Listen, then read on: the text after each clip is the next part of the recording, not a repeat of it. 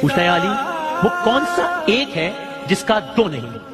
کون سا ایک ہے جس کا دو نہیں؟ فرمایا اللہ ایک ہے جس کا دوسرا نہیں۔ پوچھا کون سے دو ہیں جن کا تیسرا نہیں؟ فرمایا دن اور رات دو ہے ان کا تیسرا نہیں۔ پوچھا وہ کون سے تین ہے جس کا چوتھا نہیں؟ فرمایا لوح قلم کرسی تین ہے ان کا چوتھا نہیں۔ پوچھا کون سے چار ہیں جن کا پانچواں نہیں؟ فرمایا توریت زبور انجیل قرآن مجید چار ہے ان کا پانچواں نہیں۔ فرمایا کون سے پانچ ہیں؟ پوچھا کون سے پانچ ہیں جن کا چھٹا نہیں؟ فرمایا پانچ نمازیں ہیں، فجر ظہر عصر مغرب عشاء پانچ ہیں ان کا چھٹا نہیں۔ پوچھا چھ بتائیے جن کا ساتواں نہیں؟ فرمایا زمین و آسمان 6 دن میں پیدا ہوئے ان کا ساتواں نہیں۔ پوچھا وہ 7 بتائیے جن کا 8واں نہیں؟ فرمایا میرے رب نے 7 آسمان بنائے ہیں ان کا 8واں نہیں۔ پوچھا وہ 8 بتائیے جن کا 9واں نہیں؟ فرمایا عرش کو 8 فرشتوں نے اٹھایا ہوا ہے ان کا 9واں نہیں۔ پوچھا 9 بتائیے جن کا 10واں نہیں؟ فرمایا اللہ نے فرمایا، آپ کو یاد ہوگا، فرمایا اللہ نے فرمایا ہے حضرت صالح کی قوم میں 9 بڑے کافر سردار تھے ان کا 10واں نہیں۔ پوچھا اچھا وہ 10 بتائیے جن کا، اب مجمع میں ایک عجیب و غریب کیفیت طاری ہو رہی ہے اور وہ یہودی عالم بھی